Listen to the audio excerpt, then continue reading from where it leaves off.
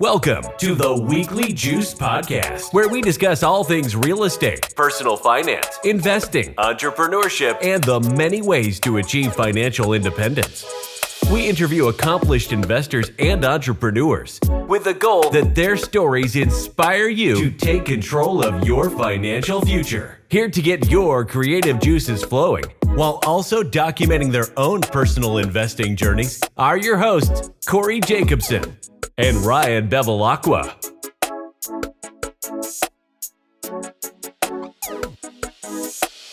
Welcome back to the Weekly Juice. As always, it's your boys Ryan and Corey here with another episode for you.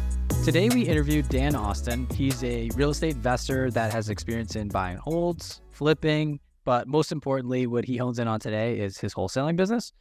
He's also a podcast host of the Collecting Keys podcast, so you may have heard him on his own show or on others, but we also had Dan's partner Mike on about 6 months ago. These guys are awesome. We just had very good gut feel about these guys, but also their story's pretty incredible. Dan still works his W-2 job and has built $1 million wholesaling business that kind of operates in multiple parts of the country. And we had a phenomenal episode talking both mindset and how to, and he kind of walked us through kind of step by step how his business runs. The key takeaway, or one of the key takeaways from this podcast, is you'll feel the vibe between us, which I think lends itself to a great conversation. And a lot of people, when you're listening, you might get jacked up about it because it's just a good convo, but not just mindset, also the ins and outs of how his business works. I would say the main takeaway, what I was trying to say, is that this is the episode of how do you do this while you have a W-2 job? How this guy has built a business while still making a pretty good salary, but he's able to time block and he's able to go through it. He's a living proof, and it's somebody that you should potentially reach out to if you're like, hey, I have this job, it takes up all this time. What's a good business that I can get in that can grow me to a place that I can generate revenue to potentially leave? And Dan has decided that he just wants to stay in it because he's good at it. I think it's not as intensive as it used to be for him. He's just put himself and his family in such a great position, and he's just a genuine dude that, I don't know, our conversation just seemed to just rock on. It really felt great. And it's not too long of an episode. I think it's 45 to an hour. It's a good one. Yeah, it was one of my favorite episodes to date. So, without further ado, let's bring in Dan. Let's do it. When you have investment properties and tenants, you need a good system in place for collecting rent to make it easy as possible. And RentRedi can help you with everything. When you sign up for RentRedi, you can start adding your properties, inviting tenants, and creating charges. You can even set up automatic rent reminders and create auto late fees as well. For tenants, they can pay via ACH, card, or even cash using RentRedi's web and mobile apps. They can also use an automatic payment setup and sign up for rent reporting so they get rewarded for paying rent on time. RentRedi saves you time and hassle by automating rent collection, and you can manage everything from one dashboard. For our Weekly Juice listeners, RentRedi's given us a special 50% off for any RentRedi plan using our code WeeklyJuice at rentredi.com. That's RentRedi.com using the code WeeklyJuice. That's WeeklyJuice to save 50% off any RentRedi plan. Dan, officially welcome to the show, man. We are so excited to have you on. Funny enough, we had your partner on, Mike, a while back. I think it was maybe even almost a year, 6 months, but we are very excited to have you on the show, so thanks for joining us. Heck yeah, man. It's good to see you guys again. Good to see you. Too. So for those who don't know you, if you could give us a little background on yourself, who you are, where you're from, and then talk about your balance between keeping your W-2 job and also being a real estate investor. I think it's very interesting. A lot of people typically drop it off at some point, and the healthy balance is nice. Yeah. Okay, so let's see. What am I doing? Where have I been? I always like to go back and start, because I think it kind of prefaces where I've been and what I've done. After high school, I joined the military, spent 8 years doing that. I was with a pretty good unit, I like to say, the Army Rangers, and we did a lot of cool stuff, had a lot of fun, jumping out of airplanes, spent a lot of time in Iraq, some time in Afghanistan, did all that stuff that I never thought I would do, but then also every little boy's dream of man, all the G.I. Joe stuff, I got to accomplish it at the end of that 8 years. I was like, I love doing what I'm doing, but I kind of want to pivot and try to at least get my college degree because nobody in my family had one. And so that's when I decided to leave the military and say, maybe I'll go back to that. But for now, I'm just going to focus 100% on my degree. Got an electrical engineering degree for no better reason than they told me it was a hard degree. And I thought, and this was back in 2010 timeframe, when the economy wasn't doing super good. And I was like, well, if it's a really hard degree to get, there'll be less people to do it, more job opportunity. That was like literally my logic. I got through it. Pretty good logic. Yeah, right. And I'm better at math than other stuff, right? And so that worked out as well. But I jumped right into engineering after college and realized that it was like ultimately boring, not what I wanted to do, just sitting in a cubicle all day doing the exact same thing over and over. And it was not super challenging either. And so I kind of pivoted from there, staying within the W-2 realm to like get into the more of the management leadership ranks, which was a big transfer from the military that I learned. It was easy for me to bring into the civilian workplace. But it's the same thing at that time. It was like trying to fulfill this like void, because I went from, you know, the military, which was all encompassing, all consuming, into, you know, college atmosphere, which was somewhat all encompassing because you're just focused on yourself and learning and educating yourself, to this, okay, now you just have to show up and do 8 hours worth of work, right? And so I was like, I need something else. And I always had this like idea of being like a business owner or being an entrepreneur. I didn't know what that meant when I was younger. Even in my high school days, I had no idea what it meant. But I really just had this like nagging need. I think I started listening to like Bigger Pockets, you know, and I can't remember. It was back when Josh Dorkin was one of the hosts and Brandon Turner they just started the podcast. Started listening to it, total analysis paralysis, didn't do anything. And then finally, I ran into a guy who's one of my good friends today. I ran into him at my job, and I heard, hey, this guy's like invests in real estate. Like he owns rental properties. I think he maybe owned a couple at the time, student rentals. So I immediately went, introduced myself to him. It's like, hey man, I heard you do real estate, and like whatever, we kind of started a relationship. And then fast forward, I think like a year after that, I bought my first rental property, which was a deal he brought to me, and it was a student rental. And then I bought the one next door to that, and I was like, all right, cool, I'm in. Like I'm all in. Let's buy rental properties. Let's do the one a year for 10 years, because I had already done 2 for 2 years. Why not do 8 more? And I was cash flowing like $1,000 a month on the first one. And I was like, dude, if you just do this 10 times, that's $10,000 a month in cash flow. Holy crap! Like this is awesome. Well, like after about a year of putting offers in on other houses, and I was super niche. I was like niche to a neighborhood, right? It's a small private university here in North Spokane. And I just was like, this is what I want to do. And there's only like probably, I don't know, 300 houses in this area that would be good student rentals. And we got into like 2019 and prices started kind of ticking up, and like deals at that time, I was like, they don't make sense because rents hadn't caught up to prices yet. It's like, I can't make this happen. That's when Mike, my business partner now, him and I got together, and he kind of pitched this plan of like, I think since we both can't find deals, we should do this like thing where we send letters to people. I was like, what does that mean? You know what I mean? Like essentially a wholesale business. So we joined a mastermind, learned how to do off-market real estate, and we started our wholesaling business. And that was really, we kicked off our first campaign to market to distressed sellers in March of 2020. So the best time ever. You know, just struggled through kind of like learning opportunities and pivoted in 100 different times. And essentially we, you know, ran a very successful buy and hold, flipping and wholesaling business here locally in Spokane. But then we wanted more. So we started going national, started doing this in other cities. And then people said, wow, could you do that for me? We're like, probably. And our hustle mindset is like, yeah, we could probably do that for you. Like if you would pay us to do that, we'll certainly do it. And so that's exactly what we did. And that really formed what we call Collecting Keys, which is somewhat of our umbrella company, which is the name of our podcast, and then just the name of our service company, anyways, what we do for people, which is, you know, either coach them on how to find their own off-market deals, or we do it for them. We have like a done-for-you model where we actually just go and find them in your market for you, get them under contract for your pricing structure, and you have your own wholesale deal right in front of you. It's amazing, Dan, what can happen. And, you know, it maybe seems like a long time to you, but in the grand scheme of things, it's 10 years, you know, it's not a long time. Amazing how far you've come. I find it very fascinating that it came from a conversation with another individual who was already maybe just a couple steps ahead of you.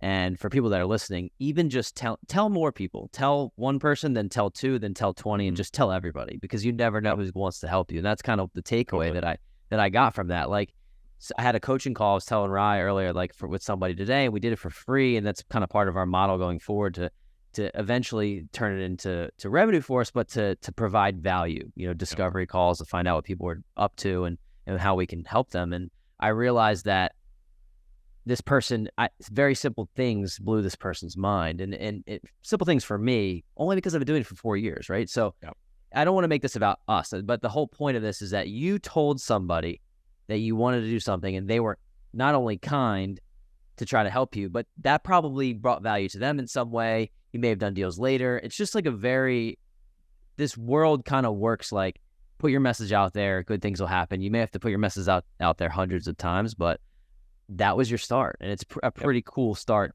to get into the real estate investing game, if you ask me.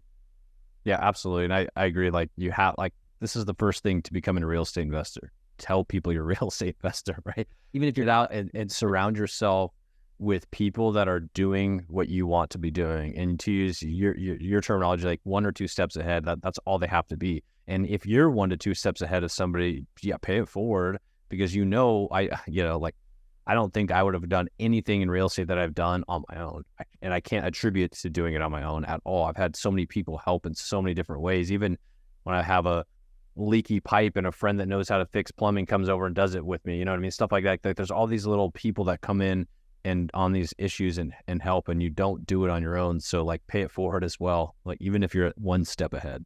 Yeah, totally. To give people a little bit more of a frame here, can you talk about what your portfolio looks like now? Maybe like your long-term portfolio, how many wholesaler flips you like to do a year, and then we can work backwards on the how-to and how you got to this point.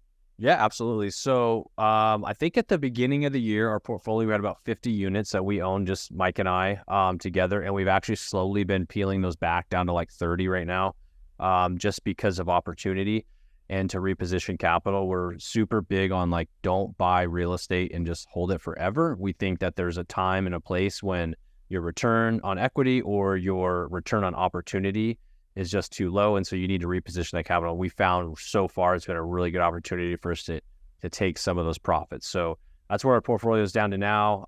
We use it for what I like to call as our shock absorber, where our portfolio kind of grows itself, but it allows us to take on other riskier opportunities, because that cash flow, that defensive cash flow in our portfolio, like is that shock absorber. So if we make a little bit of a bad decision, or a project takes a little bit too long, or interest rates are a little bit higher than we want right now, we can take on that deal and just soak it up. And then a year from now, 24 months from now, that's a really good deal, especially on speculative plays like land plays and stuff like that. So that's what that looks like. We aren't really flipping anything right now, just because we are not at scale flippers and we don't want to run a big construction company. We did a lot of flipping last year and the last few years. But this last year, we buttoned our last flip up with a nice $70,000 loss. That's not why we stopped flipping, but that was a good incentive to really realign ourselves on that one. We just thought, going into and we found 2023, there's a lot of great flippers doing really good work right now, but that's what they do. They flip before they do anything else, and they're crushing it out there. There's dudes in our market doing 5 deals a month and getting after it. That's just not our business model right now. On the wholesale side of things, because we have our partnership program where we're actually in a couple dozen markets across the U.S. and we're doing lots of transactions. We have on average probably 15 to 20 deals in escrow every month. Accumulatively, Mike and I have done hundreds of wholesale deals now at this point in time. But yeah, I would say about 15 to 20 a month is right where we're averaging within our markets.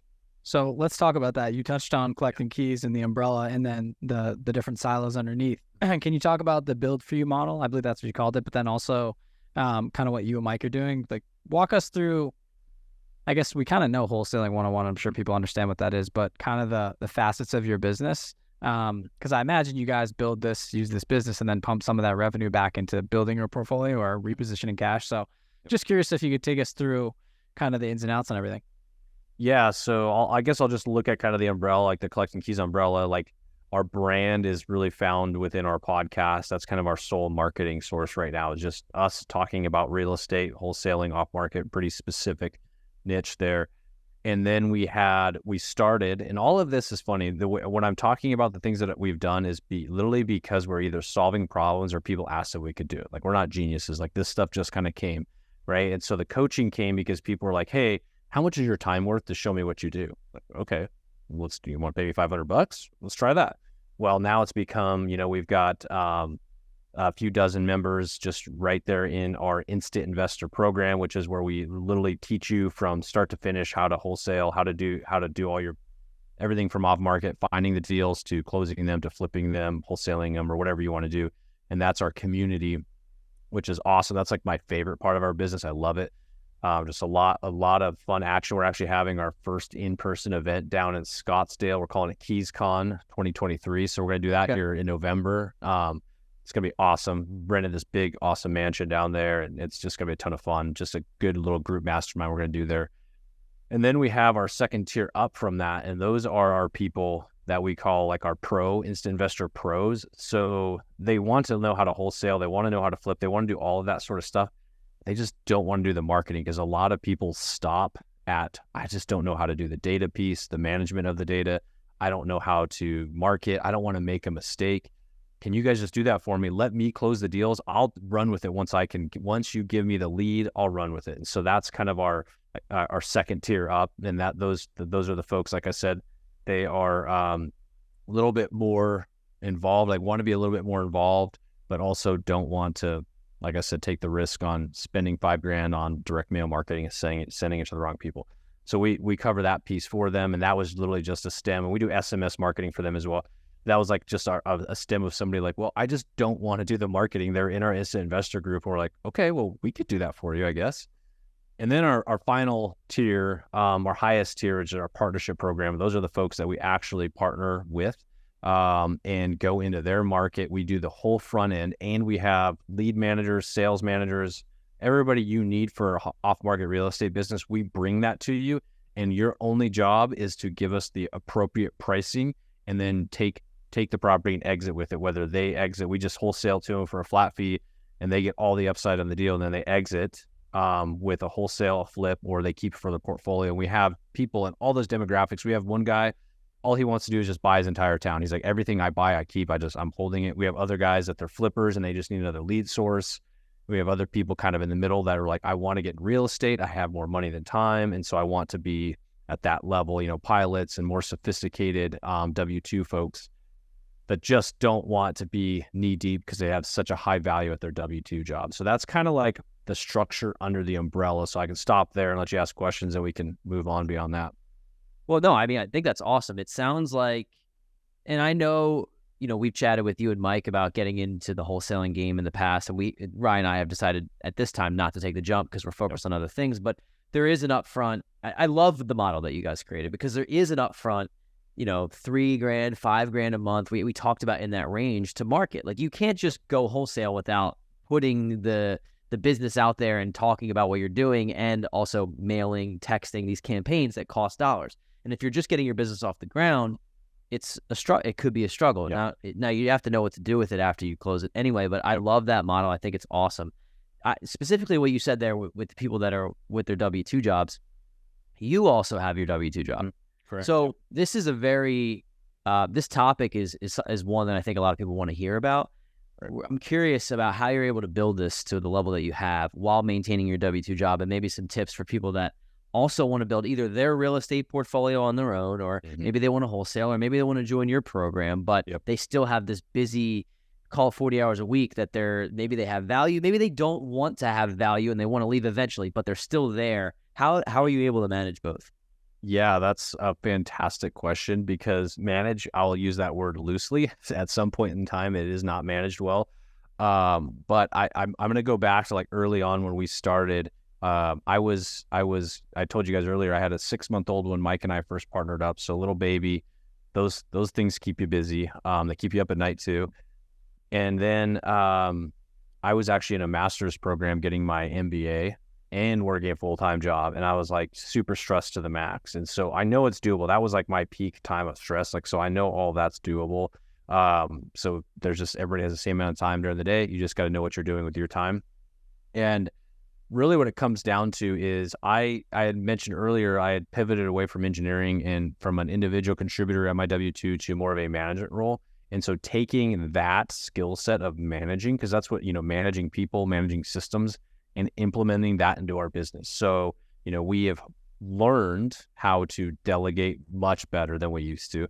We've learned how to manage people. We've learned how to hire people, which it's like a catch-22 because hiring and managing people is time and effort. And sometimes it feels like that's more time than just doing it yourself. But that allows me to step away from the business and not have to be in the weeds all the time, day to day. Otherwise, I don't know what I would do because there's so much going on. Our business has grown so much at this point. We have so many things because I haven't even talked about the other businesses we have that takes time for me too. So like there's all of that like minutia within a business, and you guys get it, right? Like there's some things it's like you got to talk to your bookkeeper sometimes, like your accountant at the end of the month. You need to look at P&Ls. There's just all this little stuff. So really looking at it from how am I leading as a CEO? How am I managing this business as an owner as opposed to just an individual contributor? That's like just that mindset's helped. But then it's literally just figuring out how to time block things and doing them properly, right? Because little things just pop up and fires have to get put out. There's things that you just have to do when it's time to do it, and things suffer, right? Sometimes family time suffers, and finding that balance is incredibly challenging. And I don't know that I've ever found it between the business, the W-2, and the family. I don't know that I've got that whole relationship dialed in. But there are times where I give one, sometimes it's family, give them most of my time. There's other, like this last weekend, I didn't open my laptop purposefully, and it wasn't hard to not do it. I didn't open my laptop, or I should say laptops, up one time, like Saturday through Sunday. We had some friends over, played around in the pool, spent time with the kids, family, just did whatever, projects around the house. And that was me really focused on that. But there's sometimes on the weekends where it's like I'm up at 4 a.m. on Saturday, like doing the busy work that I had to do that I couldn't do during the week because I was doing an offsite with my W-2 or whatever it was. Yeah, Tough. That's great, Dan. And I think a tip that I would have that kind of goes hand in hand with what you just said, I actually have learned to, and you just use Outlook, but I time block every single thing that I do, and it's color coordinated in my calendar, and it's listed for each of the businesses. So in other words, if I'm going to the gym at X time, like that's in my calendar, even if it's personal time. Like if I'm playing golf on the weekends, like it's in there. And the only reason I do that is so that I know where I can fill other time with business needs. And it's like, if I don't block off even the personal time, like that stuff might not happen. It's like, what's the point of even doing all this shit for if you're not going to block off the personal time? So put everything, I was thinking about it as you were talking, just put everything in your calendar. It works for me. It helps frame like what I'm doing, how I can shift my mind from this business to that, from the podcast to my W-2. My W-2 during the week takes up most of the time anyway, but at least I know like, hey, I need this hour here. Like, and it's blocked off so that other people know too. So I like that approach. I think that's really helped me. I want to get into maybe a real estate deal for you that stood out. Maybe I don't know if it's your most lucrative or if it's your favorite, but this will help get people an idea of how your business works and how it functions. So if you have maybe whether it's a buy and hold or a flip or a wholesale, something that stood out to you, because there's probably people listening, they're like, hey, I want to get involved in this business. Maybe Dan and Mike are good guys for me to pay to market, and they can find me a deal like maybe one that you're about to share. Yeah, absolutely. So I'll do two. I'll do one like a wholesale deal that stood out to me, and one that's a buy and hold within our portfolio that stands out because I think both get people excited. The first one, I'll talk about a deal we did for one of our partners. So it's always fun in the off-market space in these communities to talk about like your first six-figure deal, because like it's common. It's not every week, every month, but it's very common as a wholesaler to be able to make $100,000 on one single transaction, which is wild to think about. And for a lot of people, that could be double what their annual income was before, or equal to at least 1 year's salary. Like, oh my gosh, I just made 1 year's salary.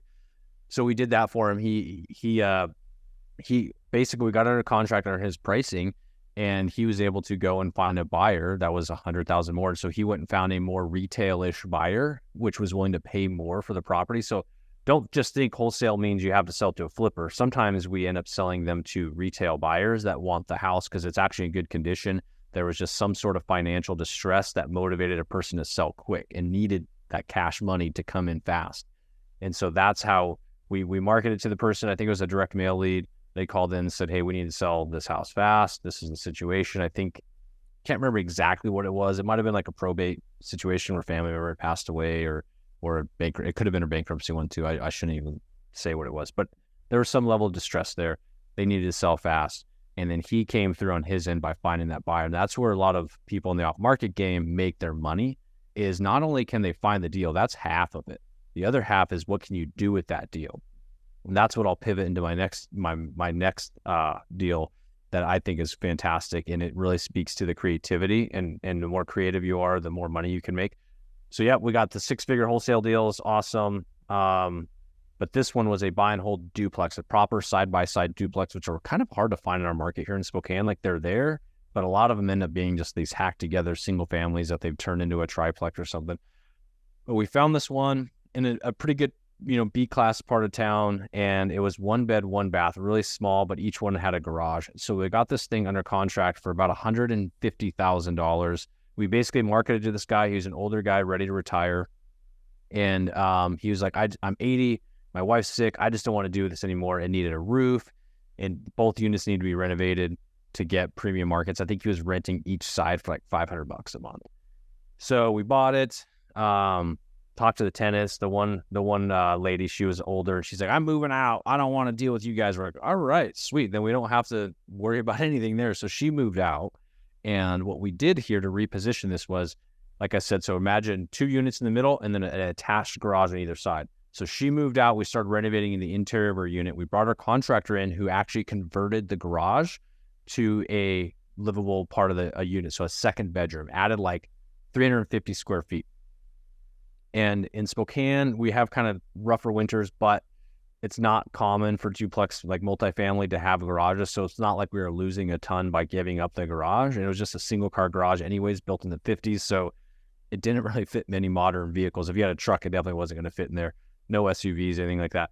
But my point in bringing that up is the tenant next door, he was a single guy, and he's like, man, I don't want to move out. Like, charge me whatever you guys want in rent. I don't want to move out. So we ended up not renovating his unit, and we took his rent from $500 to $1,100 over a 12-month period. We didn't just like do it overnight, but he knew he was under rented because the market rents for this were about $1,500. So we renovated the other unit, got it done in about 8 weeks, put that thing on the market, rented it for about $1,500. So now we took something that was going essentially for $1,000 a month, 2 1-bed, 1-bath units, and we took the gross rents and essentially took them, from $1,000 a month to, what is that, $1,500 plus $1,100, $2,600. So a massive increase in rents, almost 3 times them. And a big part of that was that extra square feet. So when we went to go refinance it, that additional square feet played a factor into it because it's a per square foot cost. And so our appraised value on that property alone was just under $400, it was like $365, I think it was. And so we bought it for $150. You think about the Burr method. We have all of our renovation costs. We have all of our no down payment, like all of that. And we were able to cash out a little bit of money on the refinance. And now today, that property is worth, we did that in 2021. That property is today could probably sell for $425, $435, even with the dip in prices that we've seen recently here. So just a massive value on the upside because we were able to buy it right. And today, that's honestly, like, that's the only way you can burr anything on. It's just so hard to get that refinance, get all your money out today. Yeah, it really is. Where we have a big 43 unit deal that we're currently in the process of refinancing that we bought year and a half ago. Last year. It's we're going to be able to refi and we increased the value basically by double, but the cash out is a problem right now because I think we went from a 6% to a 7.5%. So it's hard to get money out of that. But I wanted to touch on this wholesale thing and the first of all, those are both great deals. And for people listening, you just never know what is out there in the market and what somebody else wants. And even just this example of like my parents selling their primary home. And I was thinking about this because last year they tried to put it on the market like 8 months ago for $725,000. And they were like, we're not ready to sell. Like nothing, they're like, we're not ready to sell. They put it on again 8 months later and they sold it for $825,000. So they sold it for $100,000 more because there was a circumstance of somebody coming in that wanted to, it was actually a pilot and he was being transferred and he kind of needed to do something quick and he makes a lot of money and it was just the perfect fit, right? So just by happenstance. So that deal that you're talking about, that wholesale deal is like, you just never know what that end buyer, that retail buyer is willing to pay for something. Don't always pigeonhole yourself to think, well, it's only worth this. I'm not even going to try to get that. I think that's the cool part of the creative side of wholesaling that is, if you can dive in, you can really make a lot of money. It's not something that we've done on our end, but I think it's pretty cool. Yeah, so I want to touch on this too, because I think one of the biggest reservations for Corey and I was when you hear the word wholesaling, we instantly think we have to, once we leave our 9 to 5s, like get home and start smiling, dialing again, and get people on the phone and try to negotiate deals, right? That was like one of the biggest things that held us back from pulling the trigger, right? It was like, dude, we can't take another job on top. So can you maybe talk to that? And I know you already kind of teased it a little bit when talking about the companies under the umbrella, and like I know there's the different stages. We kind of just chatted through them, but for someone kind of like us, right? And I think there's other people out there that are probably in the same boat. They're like, listen, I got the full-time job. Maybe they do have some cash. How do they weave into your guys' business? Like exactly and do they start at the original, like, is it like a ladder? Like you start here, then you go up a ring, and then you go to the professional status? I'm just curious on maybe an example of someone that like us. Right. Yeah. We haven't had anybody ascend all the way to the partnership from our instant investor program, just because sometimes they are different personalities as well, in different circumstances. And because the partnership is relatively new within the last 12 months, we just haven't had anybody ascend. And that wasn't ever the goal. But really, to answer the root of the question here is, yes, you can do it while you're working a W-2, and the way you just have to set it up properly, because a lot of people in our instant investor program, where we're actually coaching them, we do our weekly coaching calls and talk about how to do this, how to market to people, how to negotiate with them. Most of them have W-2s. A lot of them, I shouldn't say, I won't say all of them, but a lot of them have W-2s. And the way we teach it is we mail people. So the cool thing is you spend some time on a Saturday, whenever you have time out of your W-2, you build up your list of motivated sellers. You go to a mail house and you order a bunch of mail and you send it to these people. Kind of like you were saying, like 3,000 to 5,000 is a good number to mail to these people of dollar amounts. So that'll vary depending on the type of mail piece you choose and how many people you mail. But you kind of mail it out, and then they raise their hand and they call you and they say, hey, I want to sell my house. So this is different than a lot of other marketing methods, which you hear like cold calling, and even SMS is this way. But cold calling is really tough on this because you are interrupting their day. And people are successful with cold calling, but Mike and I have tried it a lot. And our bread and butter, where we've seen consistency, is direct mail, and we just keep going back to that. And so you basically get to mail these people, so they call at their leisure, and they really want to sell at this point. They're not all going to sell to you, but they're inquiring to you. And so what that does is, yes, you can answer the phone right away when they call you, but say you are working at W-2, you can pay like an answering service or have it go to a voicemail, or however you want to set that piece up, and you can call them back, as soon as you can. We always say speed to lead. But then from that point in time, you work with that lead, see what they want to do. You schedule an appointment with them to go check out the property and see it. That could be in another time, evening, weekend, or something like that. So my point bringing all that up is it's very doable to do it outside of your work hours, because a lot of the business can be structured in a passive way. And that's what we teach a lot of our people. We teach how to do like auto drip systems and all that sort of stuff, so that, like the biggest thing about sales, as you guys know, is it's follow-up. A lot of people don't say yes on the first time, but it's follow-up. And so once you receive that intake and you talk to the seller, you're building your rapport, you're following up with them, you can set a lot of that up automatically, or you can hire a commission-only person to do a lot of that for you, which is scary for a lot of people, but we've learned over time that that's a really good way to go, especially if you're not a sales guy. We have a lot of other engineers and people that aren't sales guys that join our program, but we teach them, like, if you suck at that, doesn't just because you're an engineer or whatever doesn't mean you suck at it, but if you suck at it and you hate it, like, don't do it. Like, you're probably never going to be good at it, and there's no point in trying. Hire somebody that's naturally good at it that will do that for you while you're working your W-2, whatever you're good at. Very cool. One last one for me. So that's like the middle of the stage pack, right? And then the last one, I forget what it's called. Sorry. But is that essentially where, let's just say hypothetically, Corey and I, right? We show up, we say, hey, listen, we have zero time, but we have money and we have potential buyers. Is that really the program for someone that is able to piece someone to a deal? You guys are getting it under contract. You find the market, I guess. Could it be in any one of your markets? And then we just have to, link you with someone that wants to buy it? Yeah, typically we give exclusivity to zip codes for partners. So like you guys would just give us your top zip code you want. It could be anywhere in the country, as long as we're not already marketing in that zip code. And basically, yeah, we will say, what do you need to be for pricing? Because we can't just come up with the best pricing like we could, but we really rely on our local partners to actually have some of that really skillful pricing. Because, and I say that because you said you had the buyers, your buyers are really the ones setting the price, not you. And so whatever your buyers are willing to pay, you just have to tell us to negotiate your profit margin, essentially. So if you're like, I know a guy who will buy that house for $300,000, do you think you get it for, 200? Well, yeah, I think we can. We'll kind of go through that piece. And if we think we're in the ballpark range with that seller, we'll work it. Otherwise, we'll say, I don't think the seller's going to go any less than 250. So sorry, your spread's only going to be 50 on this, not 100. What I find interesting here, Dan, is that my gears are turning. I wonder if there's people out there that have relationships with realtors. Now, does this work as almost like is somebody like let's just say Ryan and I don't have the connections to the buyers, but we have realtors that do. Do you have anybody that comes in as takes the breakdown of the middle piece and it says here, I have a realtor, I'm going to connect you with them. They have all the buyers. They're looking for deals.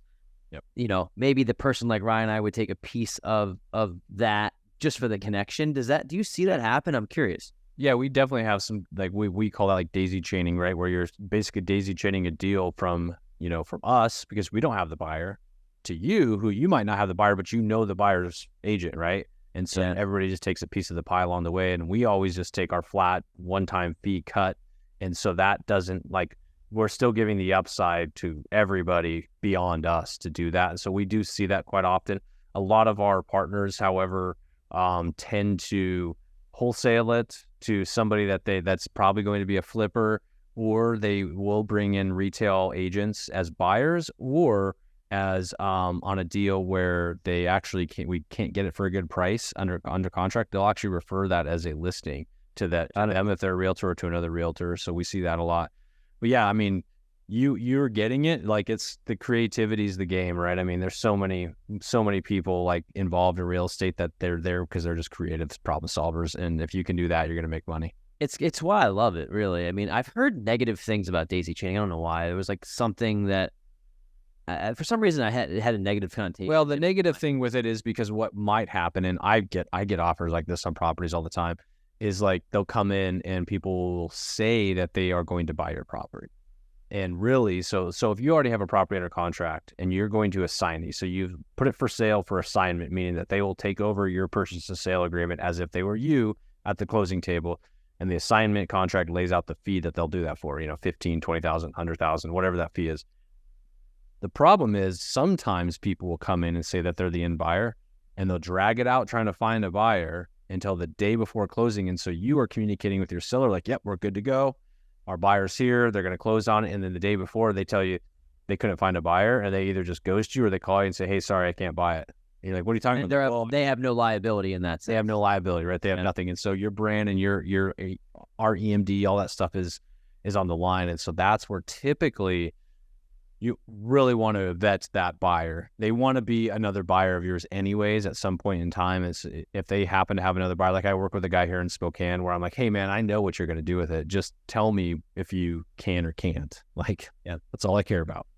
Totally. I want to go back to something that you said earlier about the mailers. And I'm just trying to think about myself as a consumer, or so if I'm being sold something, and I feel like I agree with you, and I don't have any data to back this up because we're not wholesalers, but with the mailing, that would probably work better. And I'm sure there's people that crush at cold calling, so there's no disrespect or anything meant there. But it's interesting. If I get a call from somebody that I don't know, there is a defense mechanism that is just up automatically. And I'm like, you're not going to sell me on something that's not going to happen, even though there could be a great deal on the other end of that. So I feel like the mailer is this soft toss that comes out, and I find it in our W-2 jobs, at least for me, if I'm sending emails and there's some sort of distribution that shows the end result, this is what the product can look like. They're like, oh cool, at least the next time you email me, even if I'm super busy, or the next time you call, I have something to refer back to look at, oh, this is what your purpose is, this is what the end result could be, as opposed to cold calling. Is that part of the reason that you felt that mailing has worked better, or is there another reason? I think our conversion rates with mail are just so much higher, right? So we do a lot of SMS because it's also kind of a soft tee up. You can choose to engage or not, right? If you get a number that says, my zip code's 509, you get a phone number calling you. If I do, I'm like, If it doesn't already filter to spam, like, oh crap, is that a contractor? Is that my bookkeeper? I don't know who's calling me, right? So I answer it and I'm like, damn, it's a cold call, right? And so like, that's like, I just think that that's kind of rude. Where a text, you could be like, nah, I'm good, just delete it, don't answer it. Or you can be like, F off, or whatever you want to do. Or you can choose to engage. But with texting, like, we're blasting a lot of people to get a few responses. And then those few responses are not as motivated, right? You have to really work them. And so then you have like this tier of responses to this big funnel, a lot more leads coming down to 1 or 2 deals. Where with mail, you have less people you're mailing to, it's more expensive, but the ones that come in are actually motivated beyond the people that say, hey, take me off your list. Like, you get those phone calls. But the people that are calling you are truly inquiring. They might want a full resale price, but you have to remember, when we're pulling our data, they're on our list for a reason. And we generally target motivated people based on like financial distress or some sort of event in their life that's recordable at a county record. So we're looking to them because we can provide them a service. A cash offer or a seller financing deal or some sort of creative financing deal that we're offering directly to them only works for them if it fits their situation. You can't force a deal. That's where you get kind of the sleazy people who are telling lies and doing all sorts of stuff. You just can't. So they're on your list for a reason. When they're calling you off a mail, it's just so much more motivation there that they actually do they want to sell or inquire about selling. Sure. So question for you. I know you mentioned, or we've been tossing around the numbers between $3,000 to $5,000 in marketing, right? For these specific mail campaigns. Yeah. Have you guys quantified it yet? I know you've been doing this for a while, but someone comes in, they're like, okay, cool. I'll pay the $3,000 to $5,000. Like, let's just call it 5, and they do it for a year. That's about $60,000. How many deals are they getting done in a year or how long do you think it takes to get back that $60,000? You know what I mean? To keep their cycle going? Because I'm sure that's probably one of the first questions people ask. Like, okay, if I'm going to shell this out, I want to at least make it back and make myself whole by X amount of time. Yeah, great question. Yeah, we've definitely got some great numbers on KPIs around mailing. So what we like to see, just from a standard response rate on like a mail campaign, on the low end would be like 0.7%, all the way up to like 1.2%. Like, every once in a while we'll swing and hit a home run. It's like a 2% response rate in certain markets that are underserved. And so but that's, when I say response rate, that means like if you send out 5,000 letters, you should expect to get 1% of those phone to call you back as a phone call. What we've seen nationally, as far as a cost per deal, which is the question you're asking, like how much marketing spend to get a deal, it's usually about $3,200 to up to $4,000 on the high end. If it's $4,000, we want it to be a market that's a higher priced market where your wholesale fees are bigger. But with that, so say you spend $3,200 to $3,500, our average wholesale fees have been around $20,000 to $22,000. So immediately you're profitable, right, on the marketing. You're trying to work. You really want like that 4 or 5 to 1 marketing spend, and that's what we can do. The thing that catches people, or the gotchas, is you might have a slow month and people stop. They're like, oh my God, it doesn't work anymore. It stops. Because you might not get that deal in the 1 month, but you're going to get 3 or 4 deals the next month, right? And it's just timing. A lot has to do with timing of the market, of people's responses, and you being in the game consistently long enough to do this. So when you said 12 months, $60,000, 100%, if you're going to do it for 12 months, you're going to spend $60,000 over that 12 months. You will absolutely get a 3 to 4x, no problem on your money spent, which is a pretty profitable enterprise. The challenge is the risk people feel, the perceived risk of sending the mailers out there and not knowing what's going to happen. Sure. So thank you for that, by the way. And then the second side of the coin here too is what I think about it. And we kind of breezed over it, but you get something under contract, right? Mm-hmm. What happens if you get to the closing table and the buyer that you have to take over the contract doesn't show up or doesn't buy it? Then are you on the hook for that deal and then just panicking to find a buyer? Like, what have you guys done to put out fires in that situation? Right. So we've done everything under the sun there. So we've been buyers. We've converted and said, we're going to buy it. Depending on the situation, we've actually came and figured out how to get the money to close the deal if we don't have it already in within like 12 hours. So that is not everybody's MO, but that's kind of how we like to run our business. We like to be pretty honest and upstanding. If we say we're going to do something, we do it. But inevitably, certain things do happen. So we really do thoroughly vet our buyers, but once in a while it does happen, or something on their end happens. Their lender just says, hey, I can't lend you. And you're like, oh my gosh, what are we going to do? And that is when we'll go back to the seller and be like, hey, we can't close today. Here's the situation. lender or whatever happened. Like, can you give us 2 more weeks? And we just try to be really open and honest about it. And we even have, some of our sellers in our CRM where we're talking to them. They're like, hey, I get it, but in 2 weeks, if you guys can't sell it, like, let me know. Like, these are like your absentee owners, your landlords that are like, I want to sell to you guys, but if I don't, no big deal. Like, just be honest with me. So in your CRM, I'm guessing that you have you have a list of sellers, and that there's probably a lot, but I'm just going to go here. Yeah. You have a list of sellers, then you have a list of buyers. And I'm thinking kind of like for us, right? We have our podcast, right? People are always asking us for advice, and they're like, hey, do you guys have any deals? I want to jump in, blah, blah, blah, or whatever. And so occasionally we do, but it's not every single day. For you guys, you also have the podcast too. And I'm curious if people reaching out to you like, dudes, I have dough. I'm looking to build my portfolio. Do you have something for me? And I know that can be like from flipping to just a long-term buy and hold. And like, there's so many different niches out there, right? So like, how do you guys manage that? And have you seen good success from people on the outside coming in and just saying like, hey, I just want to become a real estate investor. Do you have a deal for me? Yeah, so we do get kind of those soft inquiries of people saying like, hey, if you guys ever have something. Fortunately, on like the single family side of things, there's not as much. But if you're doing like multifamily, like you guys, like, you're going to get a lot more people because that's more attractive and more typical to what you see out pulling in funds from a lot of people across the country. But anyhow, we have success when you bring somebody new into the circle, but a lot of times there's a lot of door kickers or tire kickers. And so you have to really be careful on bringing that person out and vetting them out and trusting them, because you are trusting them with a lot. And so what we have found over time is we end up selling the deals to the same buyers in that market, because there's in every market, there's a handful of really, really good buyers, and they kind of do like 90% of the transactions. Like maybe 5 to 7 people in a 500,000 person town are doing 90% of the real estate, flips and wholesale deals, right? And then everybody else will pick onesies and twosies off. And doesn't mean that we won't use them, because we do flex and we say, okay, I've had coffee with this person. I vetted them as a buyer. I know they finished a flip and they're hungry. And this is where knowing your list of clientele, right? So say you gave the example of somebody hitting you up on Facebook or Instagram and saying, hey, I've got money. I'm still on the sidelines. Okay, perfect. I know so-and-so said that they had $200,000 and this is their buy box. I'm going to go hit them up. And they're always a commit until it's time to, they're always a buyer until it's time to buy kind of thing. But knowing that and knowing if they have a good track record of doing that, because that same person may be like, hey, I made 3 LP investments last year. I want to make the same amount this year. I'd love to have one of those be with you guys. It's probably, if it's a good deal, that person's probably going to be a good investor for you. And so the same thing goes. It doesn't mean you've had to do a deal with them before, but knowing who they are, their actual track record, that they're not a tire kicker, that they're a real buyer, that they're a real investor, we find really good success with that. And that's where on the exit, we are the most successful, because a lot of other wholesalers and people out there teach, they're like, well, just go build up your email list and blast it out to them and somebody will buy it. It's like, no, they won't. Not today. Not anymore. That's not how it works. That's old school. You really need to pick up the phone and know who your buyers are and really understand what they need to serve their business. Totally.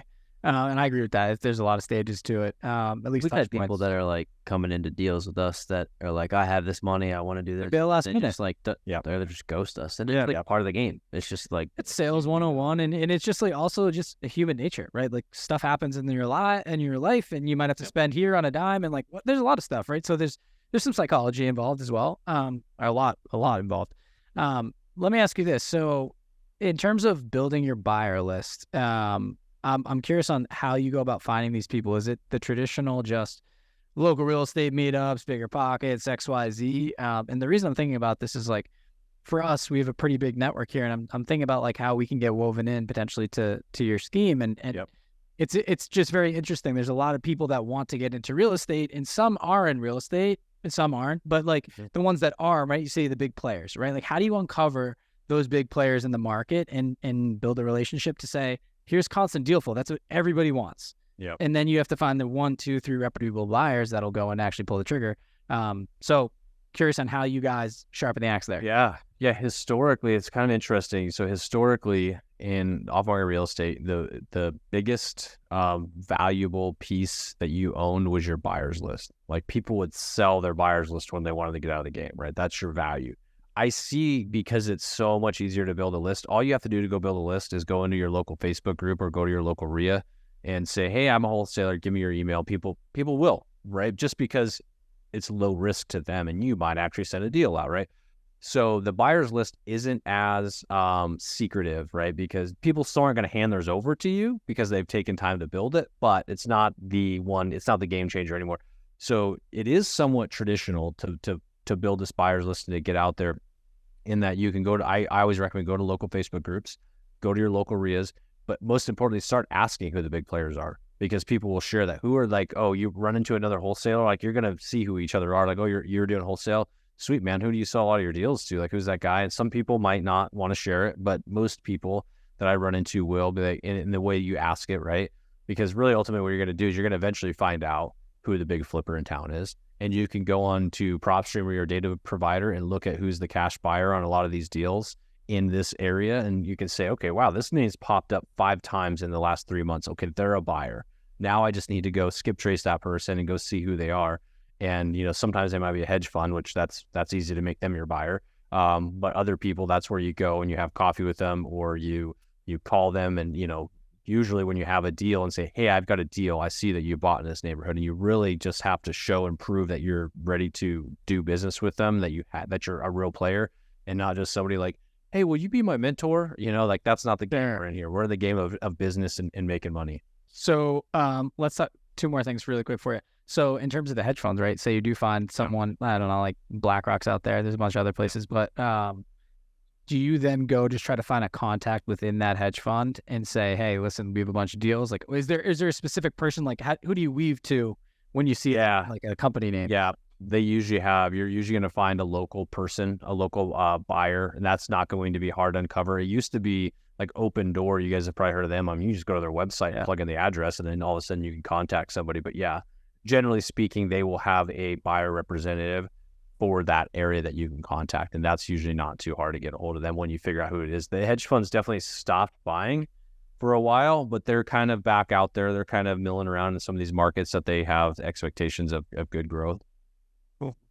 So as we wind down the show here, first of all, this is awesome information. It's like very detailed. And I think that this is a great way to get into real estate. If you want to be a buy and hold investor, this is the great way to learn. Right. even if that's your end result. I always tell people house hacking is a great way to start, but that teaches you on a very minimal scale and not like what's deal flow, how is this working, how do you find more. So this is awesome. One of the new questions that we're implementing here into our show, I don't even know if Ryan knows this, we're just doing it right now live. One of the questions, and we'll discover if it stays or not. Hope it's good. He hopes it's good. What is one trait or habit that you've developed that's made a big impact on you personally or in your business that maybe you'd like to share? Yeah, one trait. Ooh, that's a good one. I would say for me, it's like just jumping in and doing things sooner than I otherwise do it. So like removing the fear of failure in a way? Absolutely, because like I have this whole like thing about decision making and things that I learned in the military, which I think has helped me in my life of learning how to funnel information and make decisions. But there's still like this analysis paralysis that, when I first started out, and that's why I was niched down so much in the student rental space. I'm like, this is the only way you can make money in this. This is how I'm going to do it. When really all you have to do is kind of open up and then take a little bit of risk. I mean, in general, everything's going to be risk. You can't do it. There's going to be some level of risk. It's how you assess that risk. And for me, learning that I wish I had some more earlier on in my entrepreneurial career, but where I'm at now, I just feel so much more adept to like analyzing a situation and saying, yes, there's risk here, but I'm still going to do it. Still going to do it. Like, what's the worst that can happen, right? I mean, look, I'm still working on W-2. What's the worst that can happen? Still going to get my paycheck next week. I do think about that often. Like, for example, we just closed on a short-term rental that is going to be in a portfolio of others that where we have ownership in.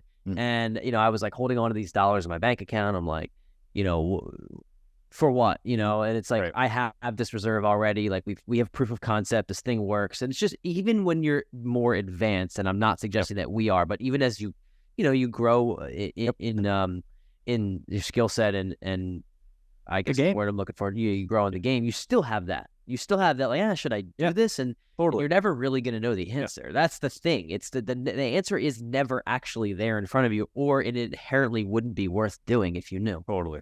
One last one for you too, and it's a less mindset one, and I forgot to ask it before. So hope you don't mind. But in terms of packaging up the properties, right? I'm in sales, Corey's in sales, and now you're in sales in one way or another. Yeah, exactly. It's like when you package these deals up to the buyers, right? And you just fire out an email. Do you just, I'm sure it's a mail blaster or whatever you want to call it, e-blast. But how do you package them? Do you just put picture of the property, like potential ROI, cash on cash? Because they could vary, right? Like, do you say best use for a flip or best use for buy and hold? Like, how do you guys play that game?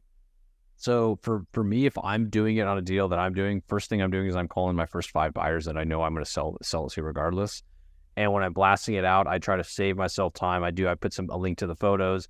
Here's what I think the potential ARV is, what the potential after restored value is, and here's the purchase price, and then some other details about the property. I don't like to get in the game of telling people what they can and can't do with it, because there's so much opportunity that somebody might see if I steer them in one direction or the other. And I see a lot of people we call them dispo emails. I'll put their dispo emails together. I'm like, man, you must have put an hour into gathering all that information and coming up with this or that. If it's like a weird deal where people could have like a really skewed point of view, I might bring in my comps for where I'm coming up with my ARV, just to say, okay, I get what you're coming from, but look at where I see this value at. So it's kind of somewhat showing the perspective value of the property. Cool. So it's basically like a couple photos, or is it a link to the property? As linked to, like, we'll usually have Google photo, like a Google Drive of all the photos. Like, we'll have our sales guy walk the property with a video and all the exterior interior photos. So it's almost like having an MLS listing, except for it's just through our Google Drive. That's very cool. Yep. Awesome, man. Yep. Love it. I know we don't want to take up too much more of your time. I think one of the questions that we'd love to ask everyone that we have on the show is, what you've done is you've built an incredible business. You're doing a lot. You're still working your W-2. You're raising a family. Life can go by really quickly, if you're not careful. Right. I'm curious, what is your why? Like, what do you want your legacy to be? What gets you up out of bed every morning? I can tell the passion behind the work. So it's not like you're doing it just for money, right? Like, what's the whole purpose? Yeah, I will say legacy is a tricky one too. It's not like my only legacy I want to leave is like maybe my grandkids are like, yeah, that guy was pretty cool.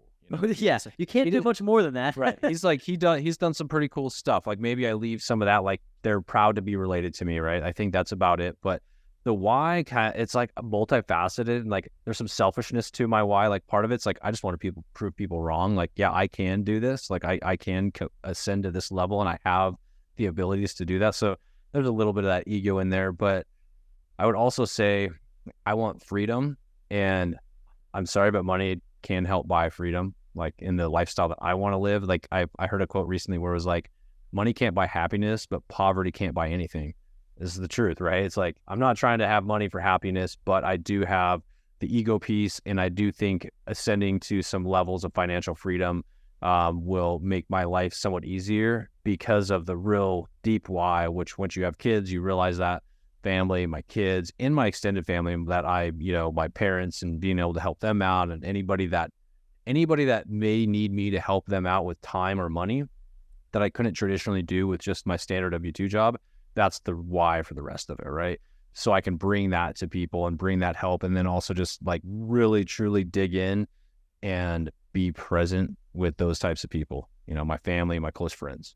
I think that was a brilliant answer, because you're not shying away from some of the things that actually drives you, like ego in a way. And it's people want to say that has nothing to do with it. I think that it's bullshit. Not that you need to be this like, this billionaire who controls everything. It's not really what it's about. I think that there's an element of, and I've never even really explained my why on the podcast. And it's so multifaceted. I'm not even going to touch on just one thing that you mentioned is like, I really want to be remembered as somebody who is extremely genuine and also interesting to talk to. And like, this person has a lot of cool stuff going on, and he also listens very well to me and is so interested in what I'm doing. And like, how does that make people feel? Like, that's such a cool feeling to be like, hey, what do you got going on? Like, even though I have this whole world of things that I'm building over here on the right, like, to be able to be present and listen to you, and like having this coaching call today, like, it brought me like this person who's like, I'm just trying to get started. Is there any way you can help me? And like, for lack of a better term, like, not a great question to ask, because it's like, where do I even go? But just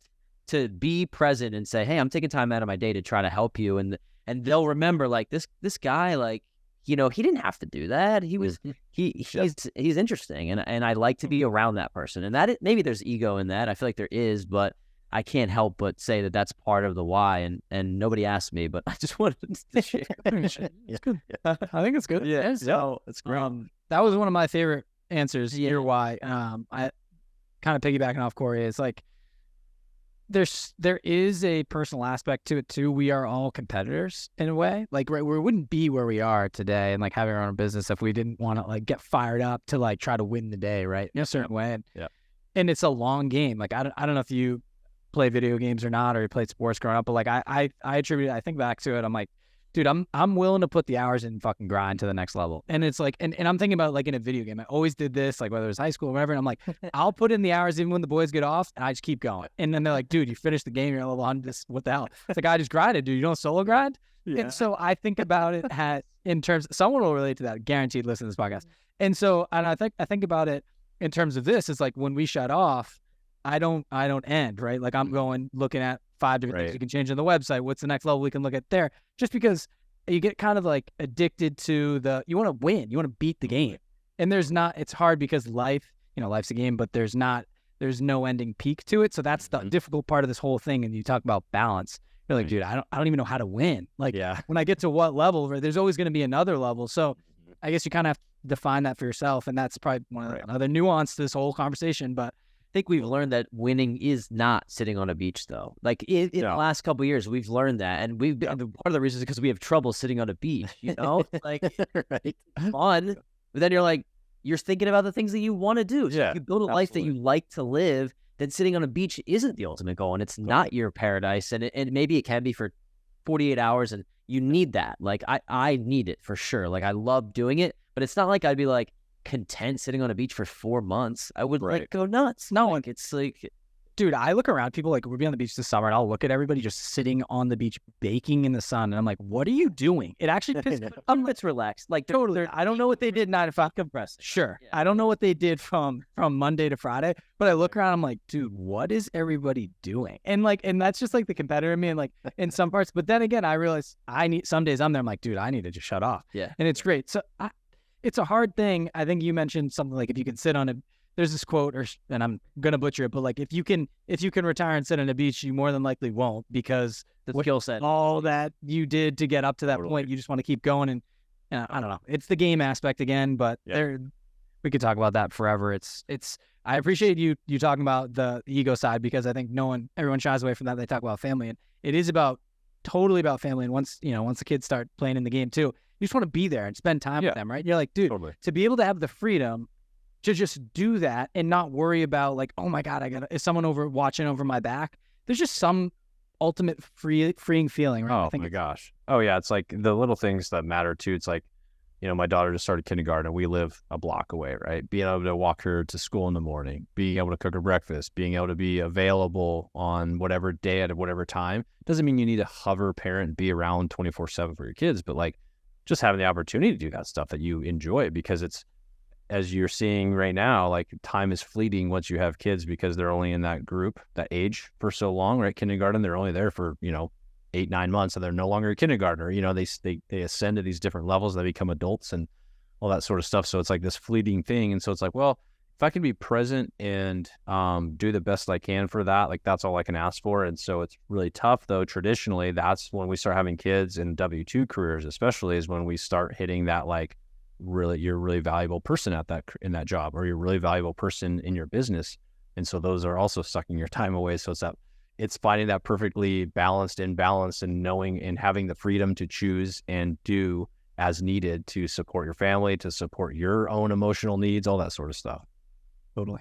Dan, this is one of my favorite conversations in recent months, because we kind of covered it all. I feel like we covered the how-to, and then the mindset, and we throw around the word mindset, but it's just cool to talk to people about the real shit that's going on, and like the real feelings that you have as a man or as a woman, whatever it is, just like going through life. And we're here. It's the end of your day. It's nighttime here in Philadelphia, but like it's what we want to be doing. It's fun. Like I really enjoy it, and I consider you somebody that we look up to. So I really appreciate you coming on the show and sharing everything with us.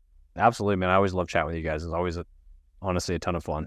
Really good time. if people want to learn more about you and they want to maybe join your program, maybe just network, what's the best way for people to get in touch with you? Yeah, best way to get in touch with me, just hit me up on Instagram, InvestorManDan. I'm trying to produce more content on there. Also, just like a lot of stuff about real estate in general and just business entrepreneurship in general. And I'm pretty active on the DMs there. So give me a follow, hit me up there. You can also just hit us up at collectingkeyspodcast.com. That has everything you want to know about the podcast, also about our different tiers and different programs, from the basics all the way up to our partnership program. So it's all there. I love it. And I've been watching your content grow recently, and you're trying to grow your following, which is great. I just want to tell people that are listening out there, like, you do not want to be fooled by this. No, don't take this the wrong way. You don't want to be fooled by the amount of followers that people have here. And like, we have brought on people that have, 1,000 followers who have, you're doing the work, dude. Like, right. You're doing the actual thing. You're not a guru. Right. And I want people to recognize that, because we've had conversations with people, not necessarily on the podcast, but we've had them outside where hundreds of thousands of followers. And it's like, I realize what I'm seeing here. It's like, you're not actually in the game. You're kind of a little bit of marketing. My favorite people I follow are like, below 10K probably on. Yeah. And usually like, and we're trying to grow it because we want to touch more people, but really want to do it as organically as possible. And I've just seen the game. Like you mentioned somebody like Satch that we had on, like he's growing but like that guy's doing it, like he's in the game. So go follow Dan, InvestorManDan. He's a great follow, and he's putting out a lot of stuff. So we appreciate you coming on. Yeah, man. Thank you. Yeah, it was a pleasure, Dan. Thanks so much. See y'all. Thanks for tuning in this week to the Weekly Juice Podcast. If you liked what you heard, please leave us a 5-star review on Apple Podcasts, subscribe, and share with friends. The more ratings we get, the more ears we'll get on our show, and in turn, we'll be able to provide you with more high-quality guests. You can also find us on Instagram at Weekly Juice Pod, where we post daily tips and tricks and document our own journey towards financial freedom. Make sure to tune in every Wednesday to get your weekly juice.